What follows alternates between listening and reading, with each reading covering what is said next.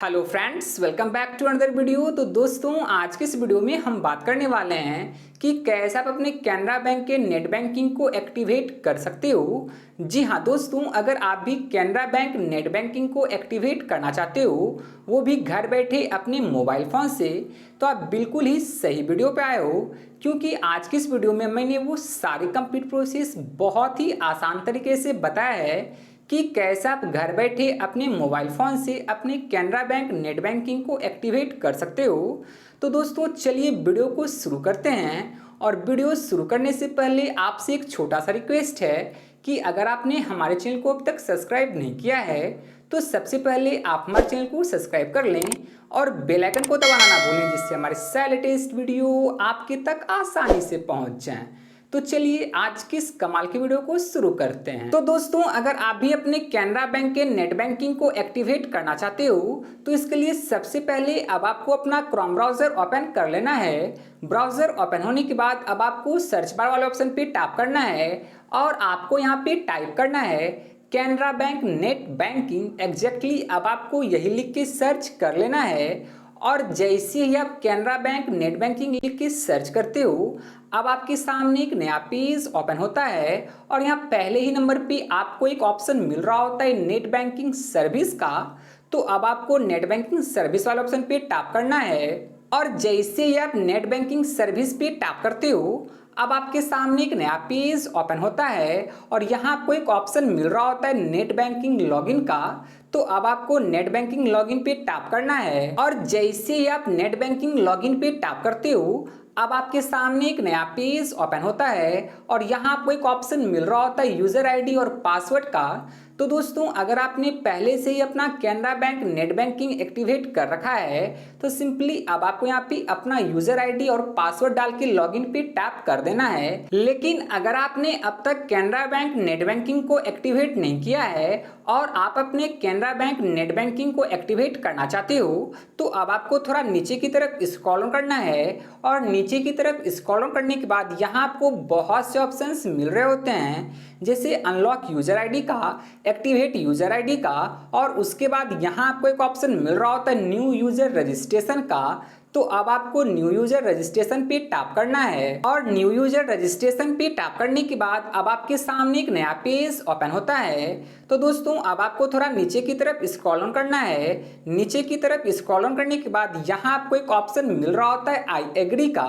तो अब आपको आई एग्री वाले ऑप्शन पे टैप करना है। और जैसे ही आप आई एग्री पे टैप करते हो, अब आपके सामने एक नया पेज ओपन होता है और यहाँ पहले ही नंबर पे आपको एक ऑप्शन मिल रहा होता है अकाउंट नंबर का। तो दोस्तों, अब आपको यहाँ पे अपना अकाउंट नंबर इंटर कर लेना है, जो भी आपका अकाउंट नंबर है। अकाउंट नंबर इंटर करने के बाद यहाँ आपको ऑप्शन मिल रहा होता है एटीएम कार्ड और डेबिट कार्ड नंबर का। तो दोस्तों, अब आपको यहाँ पे अपने एटीएम कार्ड का नंबर इंटर कर लेना है। एटीएम कार्ड नंबर इंटर कर लेने के बाद यहाँ आपको एक ऑप्शन मिल रहा होता है रजिस्टर्ड मोबाइल नंबर का। तो दोस्तों, अब आपके कैनरा बैंक अकाउंट में आपका जो भी मोबाइल नंबर रजिस्टर्ड है, तो अब आपको यहाँ पे अपना वो मोबाइल नंबर इंटर कर लेना है। मोबाइल नंबर इंटर करने के बाद यहाँ नीचे आपको एक ऑप्शन मिल रहा होता है कस्टमर आईडी का।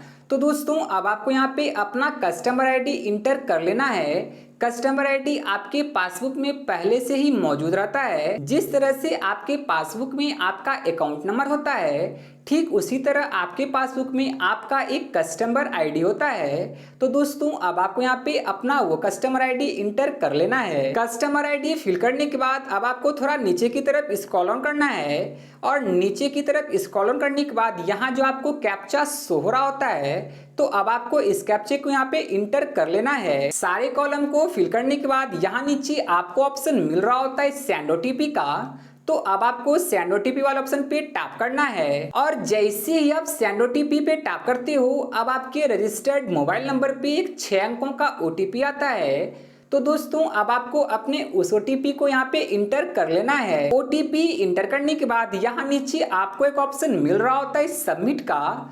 तो अब आपको सबमिट वाला ऑप्शन पे टैप करना है। और जैसे ही आप सबमिट वाला ऑप्शन पे टैप करते हो, अब आपके सामने एक नया पेज ओपन होता है और यहाँ पे आपको एक ऑप्शन मिल रहा होता है सेट लॉगिन पासवर्ड का। तो दोस्तों अब आपको यहाँ पे अपना एक स्ट्रांग सा लॉगिन पासवर्ड इंटर कर लेना है।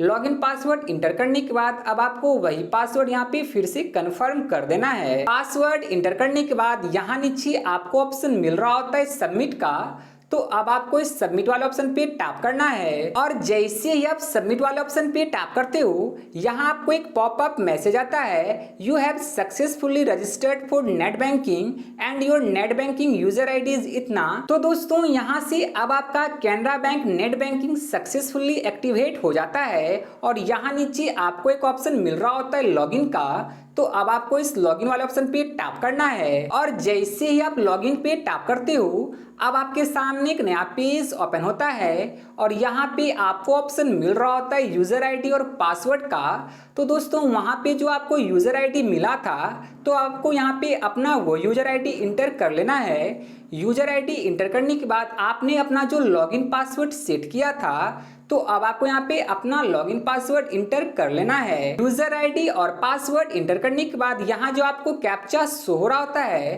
तो अब आपको इस कैप्चे को यहाँ पे इंटर कर लेना है। यूजर आईडी पासवर्ड और कैप्चा फिल करने के बाद यहाँ नीचे आपको ऑप्शन मिल रहा होता है लॉगिन का, तो अब आपको लॉगिन वाले ऑप्शन पे टैप करना है। और जैसे ही आप लॉगिन पे टैप करते हो अब आपके सामने एक नया पेज ओपन होता है और यहाँ पे आपको ऑप्शन मिल रहा होता है अपडेट एंड वेरीफाई ईमेल का। तो दोस्तों अब आपको स्किप फॉर लेटर पे टैप कर देना है और जैसे ही आप स्किप फॉर लेटर पे टैप करते हो तो दोस्तों अब आप यहाँ पे देख सकते हो कि मेरा Canara bank net banking successfully activate हो चुका है। तो दोस्तों कुछ इस तरह से आप घर बैठे ही अपने कैनरा बैंक नेट बैंकिंग को एक्टिवेट कर सकते हो। तो दोस्तों उम्मीद करता हूँ वीडियो आपके लिए यूजफुल और इन्फॉर्मेटिव रहा होगा, और अगर वीडियो आपके लिए यूजफुल और इन्फॉर्मेटिव रहा हो तो आप हमारे चैनल को जरूर से जरूर सब्सक्राइब करें। और इस वीडियो से रिलेटेड आपको कोई भी क्वेरीज हो या आपको कोई भी पार्ट सही से समझ में नहीं आया हो तो आप हमें कमेंट बॉक्स में कमेंट करके बता सकते हो। Thanks for watching friends.